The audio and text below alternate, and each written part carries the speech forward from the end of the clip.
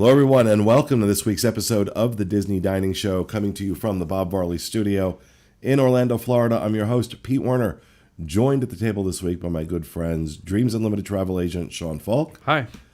Associate editor of the DIS, Ms. Denny Sunderly. Hey there. And associate producer, Mr. Corey Fiascanaro. When you wish. Oh, Lord. My goodness. No, that stops now. I'll throw something back there. Welcome, folks. Hope your week is off to a good start. We're going to be talking about your picks for best restaurants at the Magic Kingdom. But before we get to that, just a couple of notes. First, our show is sponsored by, as all our shows are, Dreams Unlimited Travel. That is a travel agency that I am part owner in. So great way to show your support for our shows and our site and our content is to book your next Disney vacation through Dreams Unlimited Travel. We have awesome agents, just like Mr. Sean over here, that are Disney experts, will help you with all aspects of planning. And most importantly, they keep their eyes open for new discounts and automatically convert your reservation if a new discount becomes available after you book. Now, that's commonplace with a lot of places now, but it wasn't when we first started. The reason it's commonplace is because we started doing it. So I'm very proud of that. Very proud of that, and I'm very proud of the fact that the last time earlier in January, when discounts were released, we saved our clients over $100,000 off their vacations. They didn't ever have to ask us to do anything. So dreamsunlimitedtravel.com, you can go check that out. And also, please head over to the DIS, wdwinfo.com, and check out our dining area on the DIS with our menu database and lots of other content, the videos of all of our various reviews, photo galleries, everything you'll ever want to know about Disney dining. Head over to wdwinfo.com and check out the dining area of the site. So, let's talk about your choices for best restaurants at Magic Kingdom. Now, we put these out on disboards.com and on Facebook, and I was surprised. I was surprised by the results here. I'm not surprised that Tony's Town Square came in last. Bless its heart. Bless its heart. 6 votes. Total of 6 votes went to Tony's Town Square. We got to get back over there. Really? I was the only person to give it. Do we have to get back? The last time we did the review, I was the only one who gave it a good review because I really liked my food. I thought it was really good. And we got to meet the chef, I forgot her name, that had just come in, and she was really trying to turn it around. So, but I'll admit I didn't go to Tony's once in the year 2019. So it is definitely time for me to check it back too. But it's every time I've gone, it's just been really bad. And I mean, it's been notorious like that for a while, and it's really disappointing because of that location. It's just so prime, so great, best real estate, and I think that's partially to the credit as to if it's changed, awesome. But if it hasn't, then I think it's probably has something to do with that location still demanding foot traffic. But the problem is, and that's the same thing we heard from the chef, Disney has because of the prime real estate of that location, Disney has severely limited the budget that they're allowed to use to buy quality ingredients. So you're just physically not going to be able to do better if you can't get better ingredients at the restaurant, and the restaurant stays full, so Disney doesn't need to put more of a budget into that. And this meal for a family of 4 is going to be right at $200. And I would have to be on crack rock to tell people to go take their family here, because this might be the only nice sit-down restaurant they're going to get, and they could spend $200 anywhere else and get better food. There's no way. Yeah. No, it's they have some challenges, but we should go back and check it out. One up from Tony's Town Square with 24 votes. The Plaza Restaurant, also on Main Street. I was disappointed that this did so poorly. I understand it. It's not that good. It. I love the location. I love the ambiance. Yeah. But I think the food is. Yeah, I mean, for me, we went to Plaza. We reviewed it. and I thought it was good at like almost like a hybrid quick service level, like food I'd expect to get from like Wolfgang or Geyser Point, but not at the table service level. Okay. Great breakfast. We've had a great breakfast experience in there. I gotta say, and lunch and dinner. I like it. I like it because I enjoy the food, but I also like it because it is old Magic Kingdom. I mean, it just feels like original Magic Kingdom in there, like some little special. And the food tastes like Disney it was Magic. original Magic Oh, Kingdom dear. from 1971. Okay. So, it is what it is. Mm-hmm. All right, next up, surprisingly so low on this list, Cinderella's Royal Table. Now, this got 28 votes, or about 9% of the votes cast for these restaurants. Cinderella's Royal Table coming in third to the last. Shocking. It's stunning. That's stunning. But then again, people have... it's really expensive. Yeah. The food is marginal at best. You're paying to be in the castle. You're paying for the experience with the princesses. And it's a hard dining reservation to And get. it's a hard reservation to get. So I think part of this might be a lot of people haven't experienced it. Yeah. Mm-hmm. I haven't. Yeah. I've never done it. Me neither. Well, I just feel weird. Unless we did it for a review, like I'm not gonna go do a princess dining experience unless like I don't know what situation I'd do it in, but yeah. That's what he says. That's what he says. But he was screaming at Bibbidi Bobbidi Boutique, why won't you make me up like Cinderella? So I was surprised by that. I was surprised that it was so low on this list. And that one step above it, Crystal Palace. Yeah. And that surprises me. I mean, Crystal Palace, it's been a long time since I've eaten in Cinderella's Royal Table. So I really can't speak authoritatively. I know what I've heard. I know what I hear from people, anecdotally. But I have eaten in Crystal Palace. And I've had some really good meals in Crystal Palace. I've had some not so good meals in Crystal Palace. Yeah. It's inconsistent, but it's Winnie the Pooh, which is Sean's absolute favorite. That's my favorite character. And it was the cutest thing the first time I took him there, the first time he ever went there.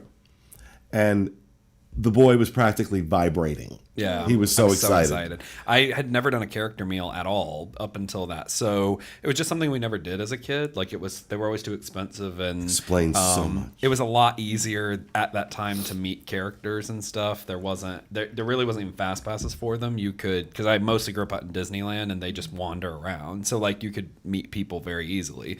But yeah, I mean. It's hit or miss there. I think the food's okay. It's definitely for the character experience. It's definitely a good backup that I have for people to be like, you didn't get this, but now you get to meet these characters. The same way if you miss Cinderella's Royal Table, I usually put people at 1900 Park Fair because they still can meet Cinderella. And so I mean, it's all right. It's not great. I agree with it not being people's favorite restaurant on property or in the Magic Kingdom. It's not mine, so. For me, I feel like it's kind of like the safe bet. You got pasta with red sauce, you got chicken nuggets, you got burgers, you got fries, you got pizza. You got things that are just like universally chosen, and someone's gonna find something there that they can eat. See, I haven't even seen that stuff because I've only been a couple times. I've always seen it as like baked chicken and carrots and like vegetables and stuff. Like it's always seemed more like hometown cooking. I don't know how to describe that, but like more of that. Like I hadn't been and seen like pasta and stuff. They got that stuff too. It's actually they got a pretty wide spread at Crystal Palace. Like they got the baked chicken, they got all sorts of vegetables. Yeah, it's a big buffet. Yeah, I think I It's just a got very, through. very I got big through buffet. like that end and just stopped because like the characters were coming around. So I was like, I need to get back so I can be there.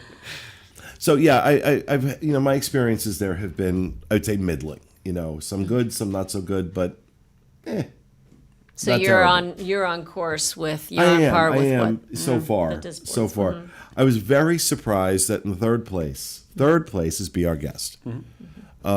This restaurant that has been the must eat restaurant of Walt Disney World, pretty much since it opened. It became a little less important once they moved it to 2 table service credits. And they went to a prefix menu where it was going to cost $70 a person. There's a big problem that they were having was that people were booking reservations and then just coming in and having dessert at dinner. So it was really skewing how much money they were making. So they had to do something because, you know, they weren't making as much as they should have been. So they were cutting back on the quality of the food. So the people that were actually ordering dinner were getting crap.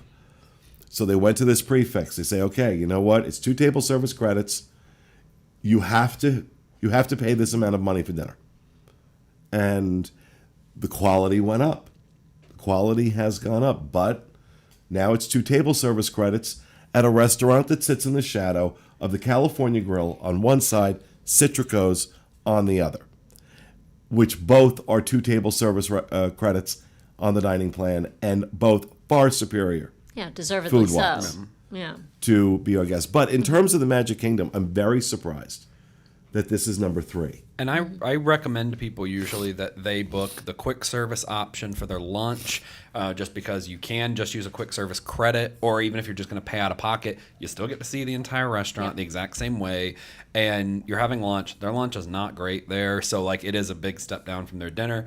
But I'd rather use the money that I would spend there to eat at somewhere else, or the dining credits or whatever you're going to do. But knowing what other 2 restaurants there are in Magic Kingdom that are sit downs, I think this is appropriately placed at number 3. And my other issue with it is when you do have dinner, one of the things that you get to meet the Beast. That's one of the a very, very unique character interaction. But it's more of like you're in the restaurant, so it gives you the opportunity to get in line to meet the Beast, because there's always a line over in the corner to meet him. He does pop in. And like when I say pop in, I mean he pops in. Like during dinner, they do this entire fanfare thing, and he walks in, and he literally is like, "Hi." He's got one foot out the door. It's a drive-by. It's a drive-by. literally like I was like, "Where'd he go?" Like I literally I went to get my phone to take a picture, and I was like, "What happened? I haven't even unlocked my phone yet." So it's that fast of.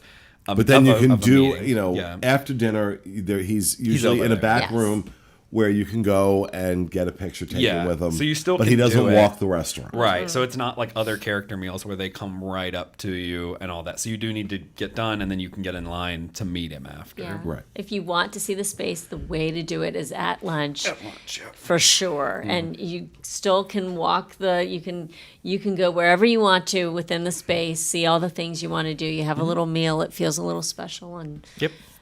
it's Yeah, less look, and expensive. if you just want the ambiance, go for breakfast or lunch. Don't waste the money on dinner. Yeah. But if you really want to do dinner, if you want that, that menu, then yeah, go ahead and do it. But number 3 on the list. Number 2, I agree with. I think number 1 and number 2 for me are pretty interchangeable. But why is my phone ringing like crazy today? Number 2 on the list, Liberty Tree Tavern. And this is absolutely one of my favorite places to eat at Magic Kingdom. I think it's fantastic. I know some people don't like it. It's a traditional Thanksgiving meal, so you get your turkey and your dressing and the mashed potatoes and the cranberry sauce, and it's served family style. I've always enjoyed it. I've always, recently at least in the last 3 or 4 years, always had a good experience there. Does anybody not like it? No, it's great. Again, it's Thanksgiving, so you know what you're going to get is as much as you care to eat. Your beverage is included. Dessert is included. It's just, and it's neat. Just if you're into history at all, it's a neat location to be in. It is. So it is very good. It's one of the first restaurants I can ever remember eating at on property, because it was something my dad really wanted to do. That's his kind of food. Thanksgiving food is not my kind of food. I don't eat traditional Thanksgiving food, but the value that people get here is incredible, especially for it to be a restaurant in the Magic Kingdom. Like, it's such a good value. It's such a good use of your table service credits. And another thing, I get a lot of my clients are from the UK. I'm popular over there, but so I like the UK, but they obviously don't get to do traditional Thanksgiving because that's just not the same thing there. So it's so cool. I do recommend it to them a lot, and I'm like, hey, this is like an opportunity to experience a cultural American thing, since a lot of people don't feel like America has a lot of cultural, types of stuff beyond like Hollywood and that. But I'm like, this is like a very traditional meal that everybody has the same day every year, and it's this really big event. And so I get a lot of great feedback from that, where they're like, oh, that's so cool. I've never gotten to partake in that. So it's Thanksgiving every day, so it's good. The one knock I have on this restaurant is that it is not handicap accessible. The only bathroom is located up a flight of steps. It's grandfathered in because it was built before the ADA was passed. So you literally have to like go out of the restaurant and around the corner if you're in a wheelchair to use the bathroom. That's the only thing that they could have done something to fix that by now. That's the only thing I'll knock it for. But it is one of my absolute favorite places to eat. I am stunned that Jungle Skipper Canteen is the number one restaurant on this Really? list. I'm not. I mean, no. The number one. I like Jungle Skipper Canteen. Always have since the day it opened. I gave it great reviews. I thought it was fantastic. I thought it was a really, really eclectic and inventive menu. I was afraid that it wasn't going to be popular. They were going to dumb it down, and they didn't. Yeah. But I just don't hear a lot of people get excited about it. And you had 83 votes for Liberty Tree Tavern. And again, the number of votes on this is kind of low. So that kind of skews these results to some degree. I wonder what the reviews would be if we opened it up and it was, several hundred. Yeah. But 83 for Liberty Tree Tavern, 91 for Jungle Skipper Canteen. And so I'm happy because I really had hoped when it opened that it would do well, and that Disney might get a little more inventive with some of the menus at some of these restaurants, because sometimes they can dumb it down to the lowest common denominator. But so I was very surprised to see this. And I mean, so Jungle Skipper has been one of my favorite restaurants since its inception, and since it opened, and I went there for the first time. I can always wait to get back. Like you said, this is a super inventive menu and a super awesome theme. The skippers there are amazing. It makes the meal really, really fun and exciting. And just walking around the different areas of the restaurant too, there's just so much unique things to look at and see. And a lot of these little knickknacks and stuff that they scattered throughout the Adventurers Club here at the restaurant have some pretty significant meaning. Like the butterfly collection is, Lillian Disney's personal butterfly collection. Lillian collected butterflies, and those are the actual butterflies from her collection. It's just and the food is great. The food is great. The desserts are great. Little adventurous. I mean, like the full-on fish that is the actual like full fish. Not something that I've ever ordered. Kind of scary. Very adventurous. The tastes like chicken because it is, though. Safe pick, and it's really good. So good. Mm-hmm. Really good. I had the hearty hard char shoe pork when I went, and it was good. It's not a scary, it's not a scary whole fish. It's pork with a really sweet glaze on it. It's very nice. I agree. There's so many things that are great, kind of a wink and a nod, very tongue in cheek, as the Jungle Cruise across the way is. Same at Jungle Skipper Canteen. Lots of Disney history things. So if you get to go in the secret corridor, stop and look at the spines of the books, because they link back to Imagineers and Imagineers that you might recognize. They link back to original Magic Kingdom attractions. I mean, it's my husband and I spent 10 minutes looking at the spines of all these books Wow. because it was that good. And so if they're going to put that attention to detail in the littlest thing that only a fraction of people who actually go there are going to see, I mean, it's just, it speaks volumes for the attention they've given this restaurant. Yeah. Yeah, and it's a great restaurant to get last minute. It's becoming more difficult to get a reservation here, but usually consistently out like a month before. There's still reservations here, so it's not that hard to get. The food is really good. To me, it's by far the best. This is hands down where I would go at the Magic Kingdom. So it's very good. All right. Well, there you have it. Those are your picks for the best restaurants at Magic Kingdom, and that will do it for this episode of our show. We hope you enjoyed it. We'll see you again next week with another edition of the Disney Dining Show. Have a great week, folks.